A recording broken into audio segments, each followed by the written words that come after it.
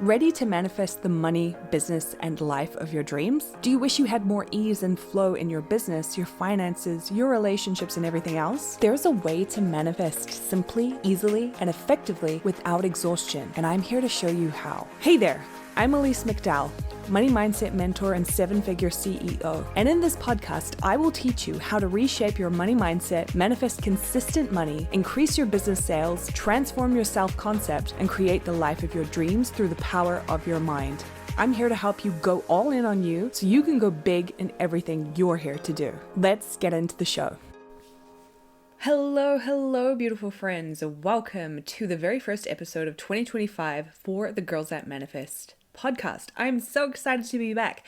I had a beautiful break and now I am just so pumped and so ready to get into this year. In fact, I've started a little bit early. I started a few weeks ago and I've been doing my Manifest Your Best Year Ever challenge inside Money Mindset School. And it's been so much fun actually doing my homework that I set out to create for my members a couple of years ago. I think I created it about 2 years ago.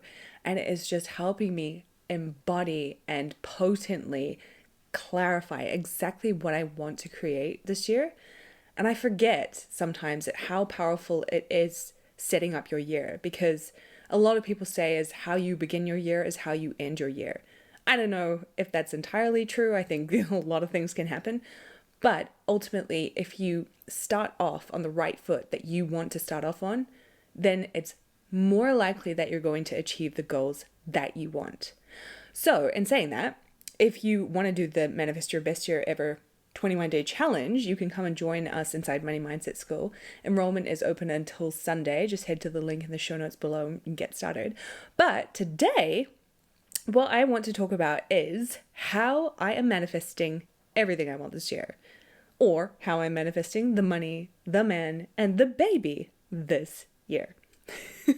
So I have really strong goals for this year. I have spent probably the last couple of weeks getting really clear on what that looks like. I've known what I wanted coming into this year before even getting started, because obviously we have goals that roll over and things that we want to improve or things that we want to grow and expand on and increase.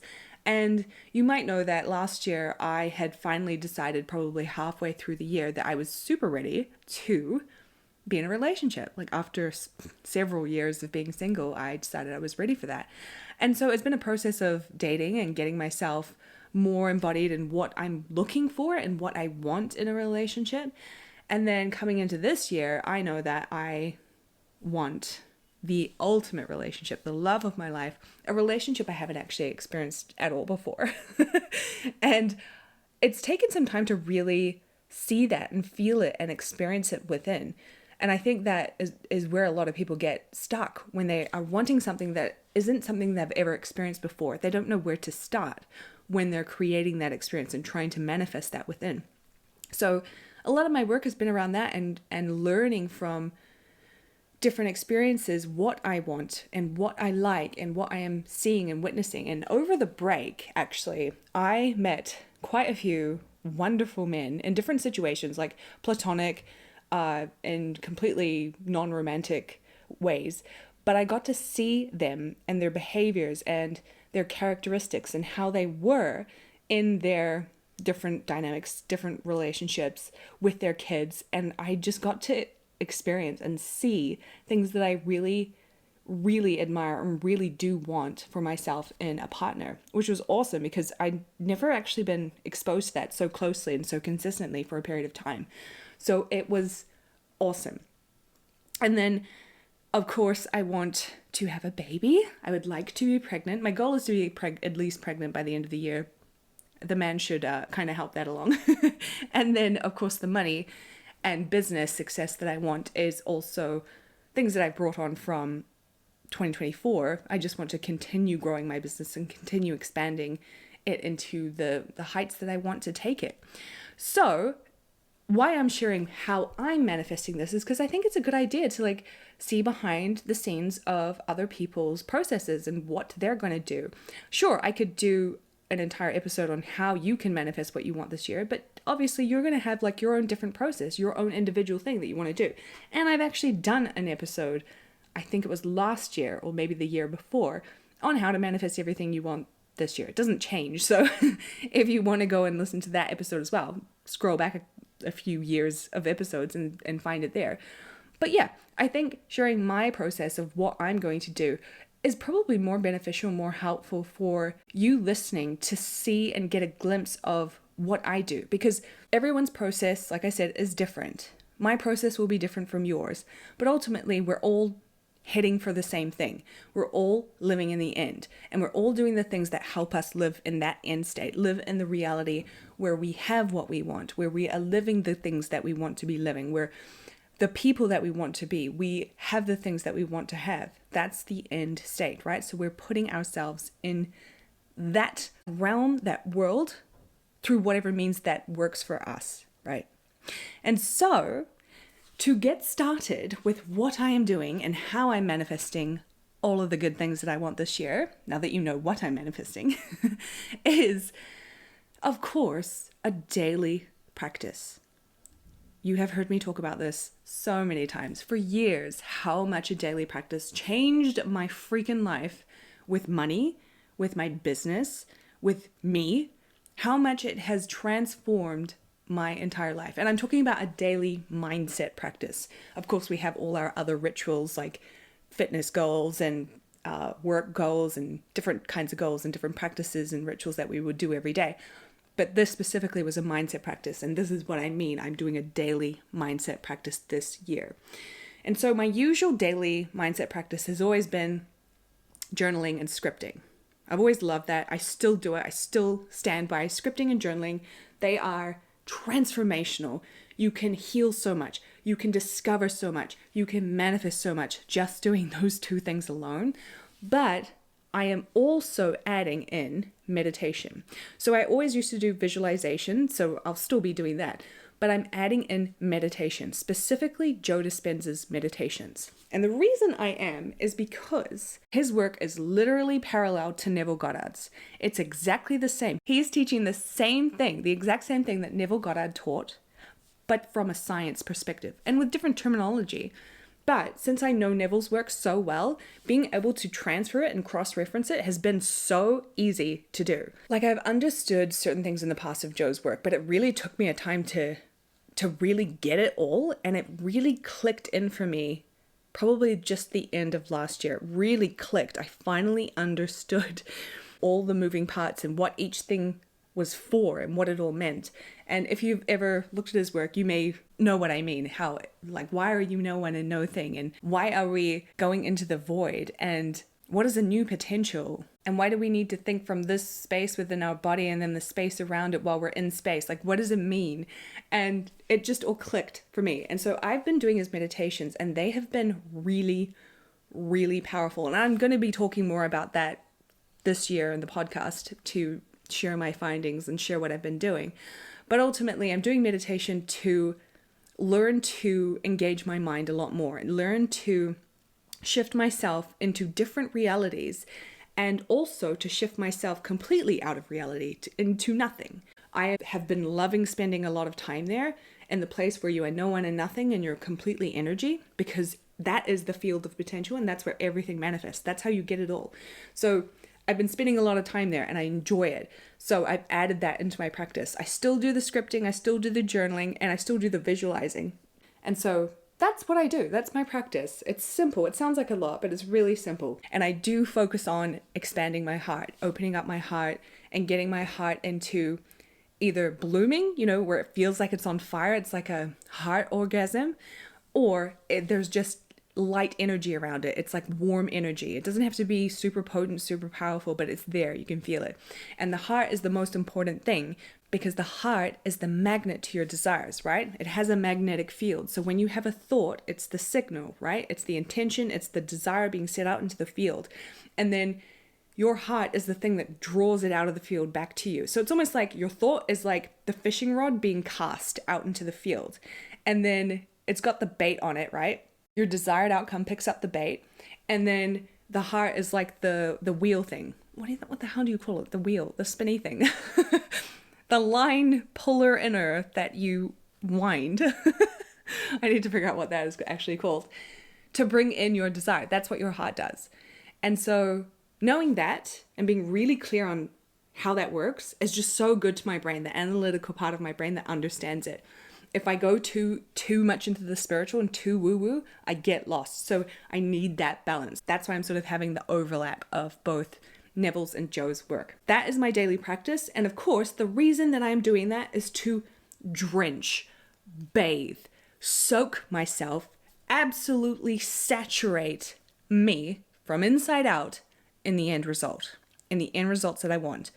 And the reason I want to do that, apart from the obvious that I am manifesting a man, a baby, and money, and success, all the good things, is that for me, I feel like this is something that I am radically changing about my life, right? Because I have been very, very single and very, very child-free. So going from that to suddenly wanting to be not single and not child-free to being a partner or wife and a mother, those are radical shifts. So for me, it's been about really figuring out what that looks like, what it feels like. And so that's what I am doing this practice for, to really help me experience this over and over again so that I get used to it, so that my subconscious accepts it, and so that I build the self-concept where I have it so that it manifests in the 3D reality. The second thing that I am doing is I am putting myself, well, actually in my case, keeping myself in uplifting environments.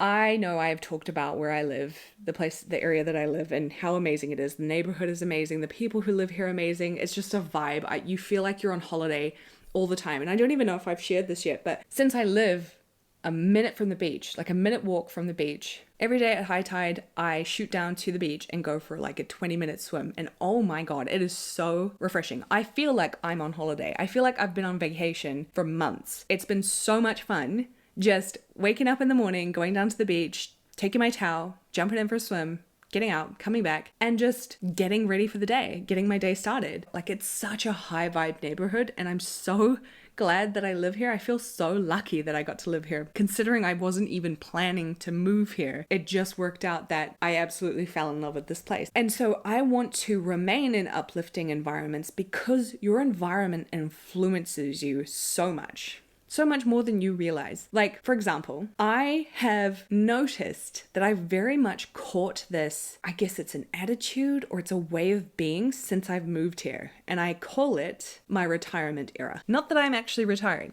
but I have been living my life so well and so enjoyably that I have felt like I am retired. I literally feel like I'm on holiday all the time. And it pretty much is like, since going to the beach all the time and actually swimming and going there and, I'll take like a bag, I'll take my books, I'll take some snacks, I'll take hats and sunscreen and obviously my towel, and I bike down to the beach and I will jump in, go for a swim, get out, I'll like read my book. And then when I bike home, I might head for a walk down to the village or down to the park, go get an ice cream, and then maybe later on go for another swim and go paddleboarding. I just bought a paddleboard and I just feel like I'm retired.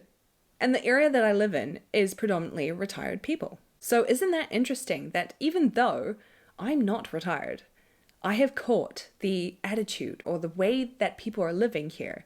I've caught it as if it's my own way of being. And I imagine that once I have a family, it may be a little bit different to this. So I'm really enjoying it. You know how people go on honeymoons and people do it to celebrate their marriage? Well, I feel like this is a single moon. It's like the last hurrah before I move into a very different stage of my life. I have no idea what that stage looks like yet, other than what it feels like and looks like for me internally. But in terms of like day-to-day stuff, I don't know if I'm going to be like able to just jot down to the beach once I have a baby, go paddleboarding. I don't know. Are there like baby carriers for paddleboards? This is exactly how I want to be living. I love this vibe. I love being in my retirement era because I know it's probably not going to last like this. And when it comes to environments, I want you to think about your environments, your home, your neighborhood, your support network, your business network. All of those environments need to be uplifting in order for you to thrive, right? In order for you to thrive. And sometimes we're not in places where we can feel like we are uplifted. Like maybe you don't live in a great neighborhood, or maybe your home isn't the type of home that you want. So this is where you've got to double down on your internal world and create the uplifting environment within. obviously a daily practice helps that a lot, okay? So even if you aren't physically in the right place that you want to be, or you're not working with the right people that you want to be working with, you're not working with uplifting people, internally, your world has to be the uplifted environment, okay? So that's the second thing.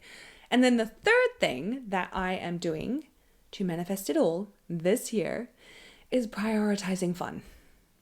Seriously, prioritizing fun. What's the point of any of this shit if we're not having fun and enjoying ourselves? What's the point? What's the point? What's the point of doing any of it? What's the point of having a man? What's the point of having a baby? What's the point of having money and success if we're not going to have fun? If we're not going to enjoy it? If we're not going to love it? Right? So prioritizing fun, because what you prioritize continues to unfold. It's just like what gets measured gets improved. Because when you prioritize something, you are training yourself to habituate that thing, whether it's an experience or a feeling, as a priority. You're prioritizing it. And I want to prioritize fun in my life. I want to have fun. I want to laugh. I want to enjoy myself.